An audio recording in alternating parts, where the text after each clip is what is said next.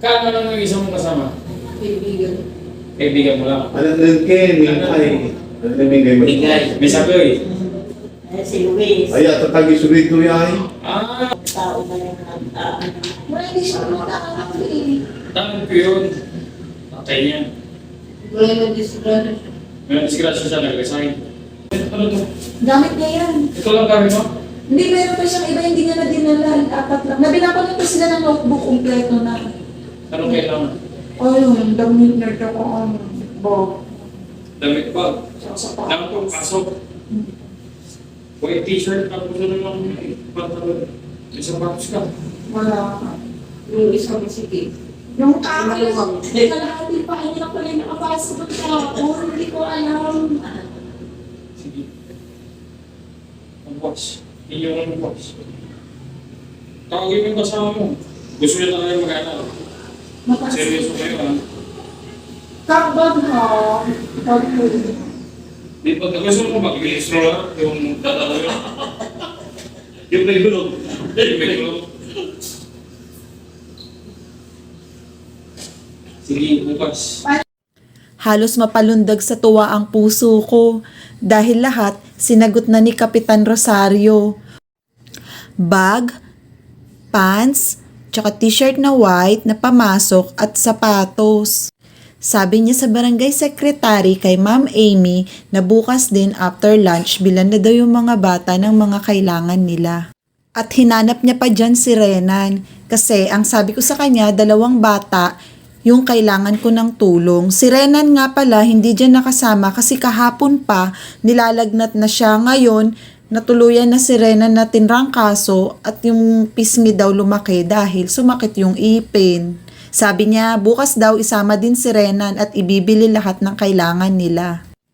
Ang pagkakaroon ng ganitong klase ng kapitan sa isang barangay ay maituturing na din na isang napakalaking blessing. Maswerte kami sa aming barangay dahil siya ang kapitan namin, si Kapitan Rosario. Kinabukasan nga, nabili na sila cup ng mga gamit ng mga bata. Gabi na sila natapos ng pamimili. Kaya ngayong gabi, pinasundo kami ni Kap sa bahay. Tapos, susunduin daw din nila sila Renan at si Janjan. Kaya sumama kami sa lugar nila Janjan. Gusto ko rin kasing makita. Ito pala yung lugar nila Janjan at Renan. Oo, sige. Uy, si Apple to ah. Uy, asa sila Janjan? Asa si Bulinang? Kasama din namin yung mga taga-barangay dyan. Ay, braga. Uy, hello! Asa madilim sa mga eskinita at medyo pasikot-sikot din. Dito daw bahay nila dyan. Dito yung bahay ni pero wala ata siya dito. Wala? Nasaan? Saan si Janjan? Bulinang? O si Bulinang? Hi ka, Bulinang.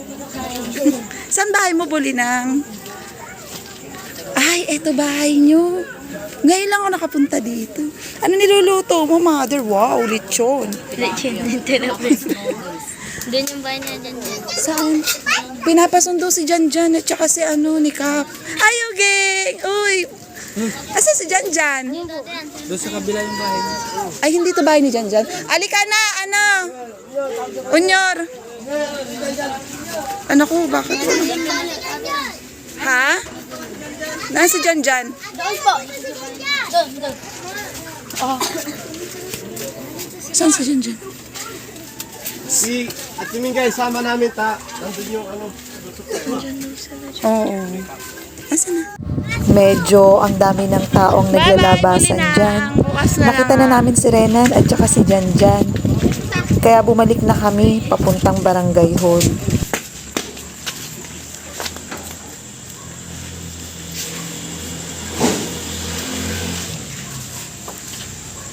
Kayo, may nagawa kayong kasalanan.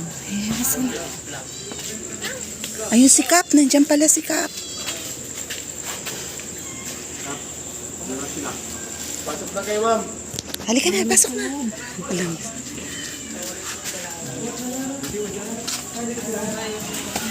Oops. Magandang gabi, Kap. Madam Emmy, kagawad. Good evening. Wow, ang daming gamit. Ang daming gamit para yun sa daycare. Sa kanila lang po? Sa daycare lang. Naabutan nga namin dito si Kapitan Rosario, ang kapitan ng aming barangay. Siya mismo ang naglalagay ng mga gamit ng mga bata na ipapamigay nila sa Lunes para yan sa mga daycare. Kaya nila ng school supplies. Ayan, si Kap Rosario ang nag-aayos. Dami. Pang daycare daw yung gamit. Ipapamigay nila yan. Yung mga swimming guy. Mama. Sama na namin yung dalawa. Kasi siningit sila ni Kap. Ang papa mo na dyan? Ang papa mo? Nasaan na? Wow! May mga shoes! May shoes sila, tsaka bag, tsaka pants. Sana all. Kumain na? Nakakaiyak. Nakakaiyak, Kap. Grabe. Naiyak ako. May medyas pa. Nakakaiyak. Ano ba yan? Wow, ang dami na. Mga t-shirt sila, sapatos, tsaka bag. May medyas. Naiiyak si Renan. Naiiyak si Renan. Sa mag-aaral kayo mabuti. Naiiyak sila. Basta mag-aaral kayo mabuti. Kayo rin ang aanin yan. Ano siya na, nagabihan na kayo. Okay lang po. Hindi, majakit team. Majakit harapan yung team. I-distribute nyo yan mula Sa Monday, ma'am. sa Monday. Monday. Kap, siya din daw walang shoes. Si Ada daw walang shoes. Kaya ng ano mo. Si Arian. Ay, shocks. Ayan. Ang dami. Nakamedyas pa siya, oh, pero di naman siya. Ewan ko dyan. Nakamedyas. Ano masasabi mo sa ano nyo? Salita kayo sa vlog ni mami nyo. Mami. Mami ng bayan. Okay lang yan. Kay Kap kayo magpasalamat kayo, di ba? Sinabi ko. Ano sasabihin nyo kay Kap? Sure, no problem. O ano, magpapromise kayo, papasok kayo ha. Opo. O tingnan nyo. Ano masasabi nyo dyan sa ano, bagong sapatos nyo? May shoes na, hindi nakalahati ng paani ano yung papasok. Oo. Isukat nyo. Pwede na isukat ka? Pwede po nila isukat. O sige, isukat. Ngayon,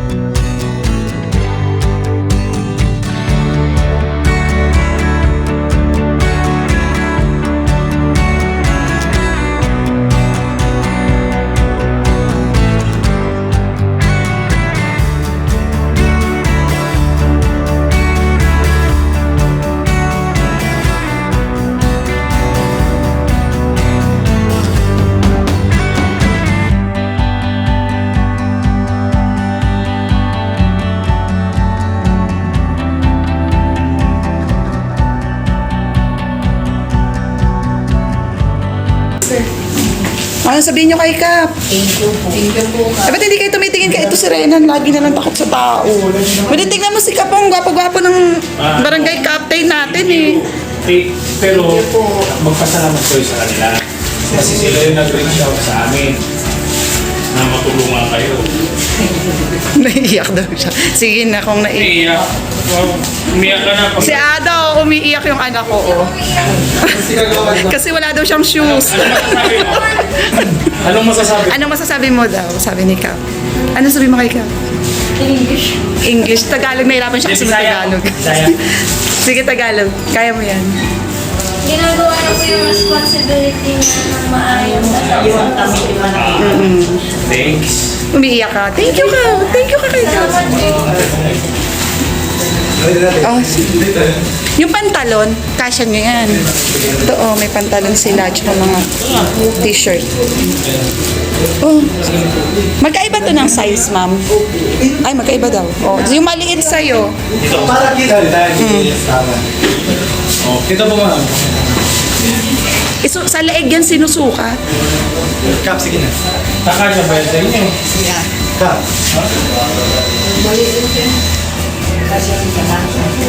Sukat mo na. Sukat mo na kagad. Isuot nyo, sige na. Yung t-shirt, dyan labas mo nga sa plastic dyan. Ayun si Bob.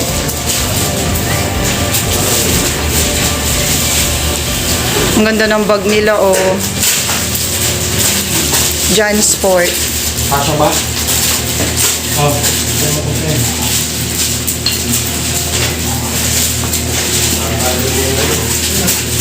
Huwag nyo nalaban yan, ha. Mabango naman yan. Galing yung mall. Diretso nyo na isuot bukas.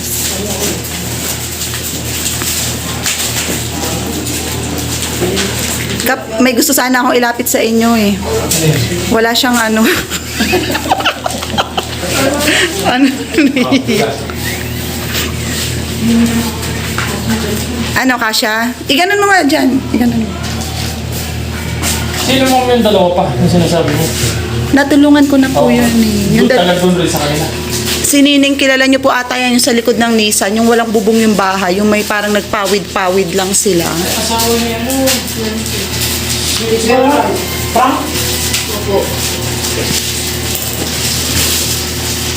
Tsaka yung isa, sino isa si Rex.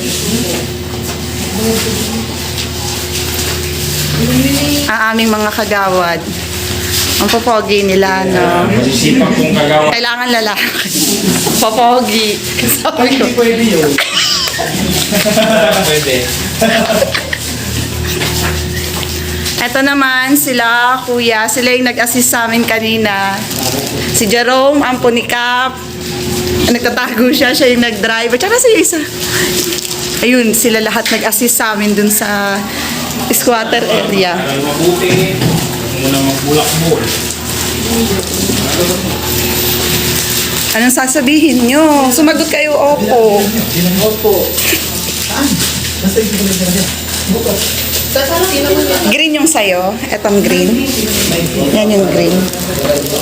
Ipasok mo yung ano, yung sapatos mo dito. Ipasok mo na dyan.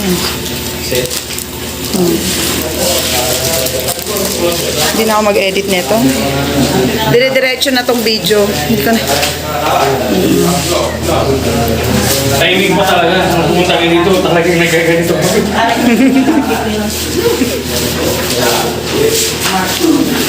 Tumahan na si Ada umiyak. Thank you so much, Kap, ha, sa tulong nyo. Hindi kami nagdalawang salita.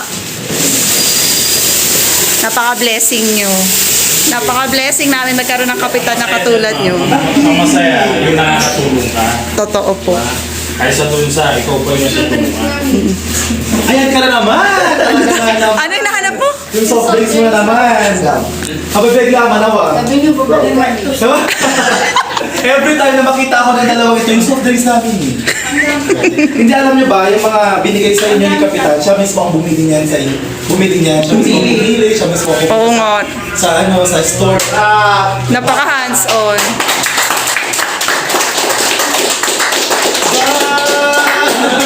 Galing! Talaga siya parang si Galing. Yun naman sa mga ibang mo. Yan yung mga yan. Kasisipan.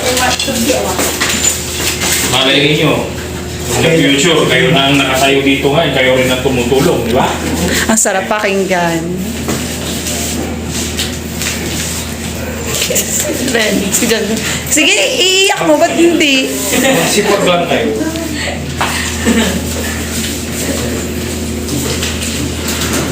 Tulad ni ma'am, diyan mo, yaman-yaman ni ma'am. Hindi totoo Saan yun. po kapasok? Merry Christmas. Ay, ito na si... Anong year na kayo? Ay, anong year na kayo? Ay, first year. Grade 7. Ikaw, grade 9. Mababantayan ni Jerome sila dyan sa school kasi isang school lang sila. Si Jerome ay grade 9. Ano to ni Cap? Scholar. Dito na rin niya yan pinapatira. Siya na rin ang susunod na kapitan. Ay, wow. Talaga ba? Cap Jerome. Bagay ng pangalan. Kaya sabi ni Cap, kayo daw susunod.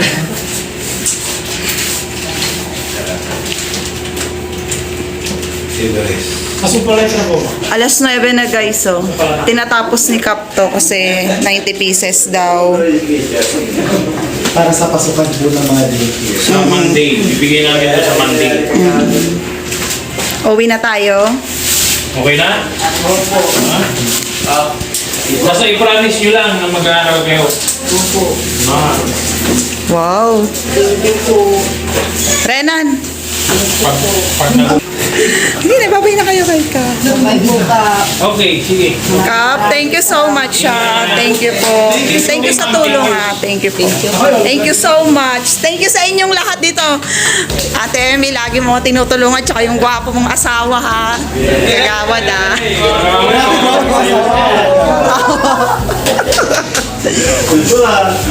sige. Thank you so much. Sige. Thank you, kagawad. Thank you, Mama. Opo, thank you, Babantayan mo yung tatlo, ha? Si Jerome ay grade 9 doon sa school nilang tatlo, so may bantay ako. Una kaming hinatid pauwi ng mga taga-barangay. At susunod naman sila Renan at sila Jack.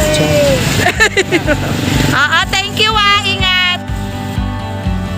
Ang saya ng gabi na to dahil sa suporta na nakuha namin sa aming barangay.